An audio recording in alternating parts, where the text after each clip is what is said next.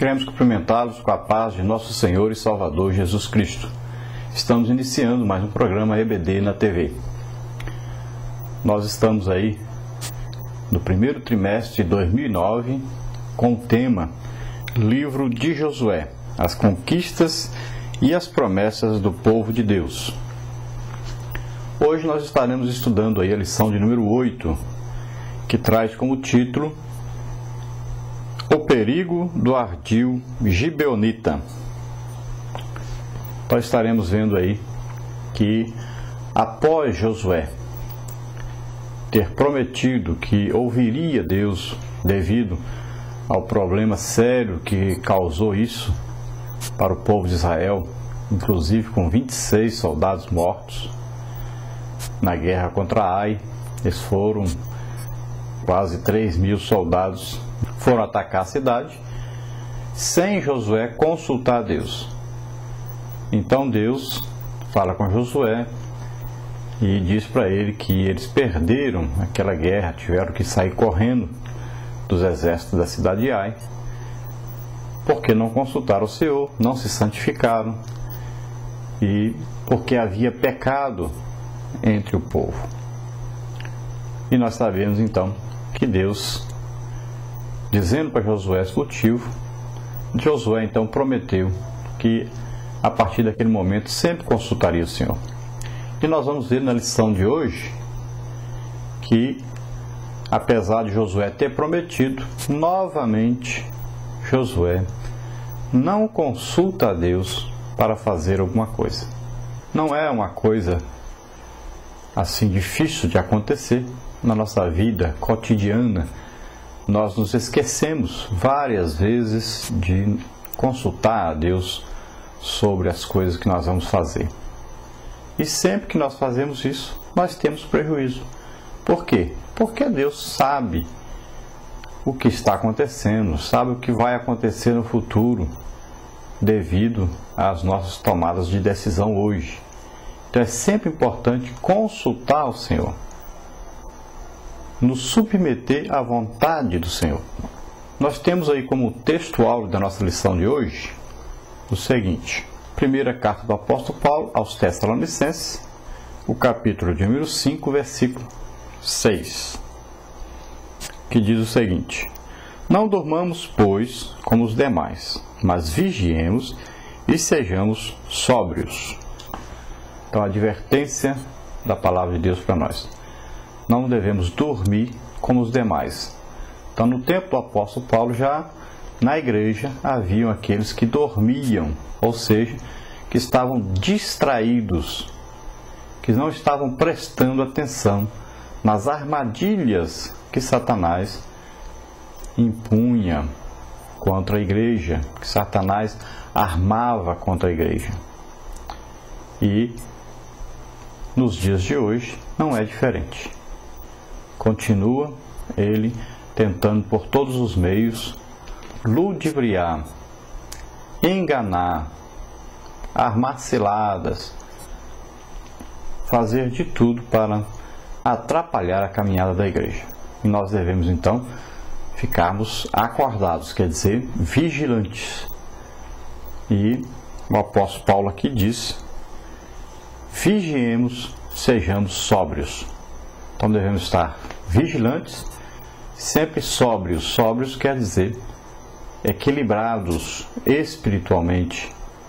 Então devemos estar sempre lendo a palavra de Deus, preparados para todas as armadilhas que forem colocadas contra nós. E nós podemos enxergar que é uma armadilha e podemos combater esses inimigos que surgem na igreja, principalmente os falsos ensinadores, os pregadores de heresias, né? As pessoas que vão surgindo com, muitas vezes, um engano, trazendo aí falsas doutrinas e muitas vezes se infiltrando no meio da liderança da igreja e enganando a muitos, trazendo grande prejuízo para a igreja. Então devemos tomar todo o cuidado possível. A nossa verdade prática diz o seguinte: Precisamos estar vigilantes quanto àqueles que, com artifícios ardilosos, infiltram-se na igreja visando impedir a concretização das promessas de Deus na vida de seu povo. Então, mais uma advertência que nós devemos, então, estar vigilantes contra essas astutas ciladas, contra esses ardis, tudo isso com o mesmo significado.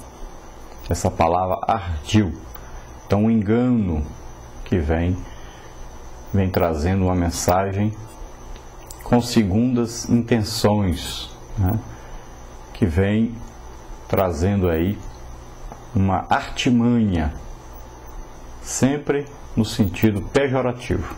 Vamos à nossa leitura bíblica, que está em Josué capítulo 9, do versículo 1 ao versículo 6, e versículos 15 e 16. E sucedeu que, ouvindo isso, todos os reis que estavam daquém do Jordão, nas montanhas e nas campinas, e em toda a costa do grande mar, e em frente do Líbano, os heteus, e os amorreus, e os cananeus, e os ferezeus, e os aveus, e os jebuseus, se ajuntaram eles de comum acordo para pelejar contra Josué e contra Israel. E os moradores de Gibeão, ouvindo o que Josué fizera com Jericó e com Ai, usaram também de astúcia, e foram e se fingiram embaixadores, e tomaram sacos velhos sobre os seus jumentos, e odres de vinho velhos, e rotos, e remendados.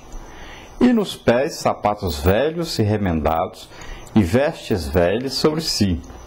E todo o pão que traziam para o caminho era seco e borolento.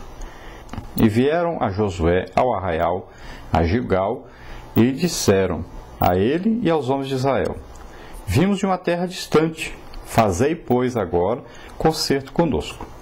E Josué fez paz com eles, e fez um concerto com eles, que lhes daria vida, e os príncipes da congregação lhes prestaram juramento. E sucedeu que, ao fim de 3 dias, depois de fazerem concerto com eles, ouviram que eram seus vizinhos e que moravam no meio deles. Então essa é a nossa leitura base, e nós vimos então, através dessa nossa leitura, o que aconteceu ali nos dias de Josué com relação aos gibeonitas, os habitantes da região de Gibeão.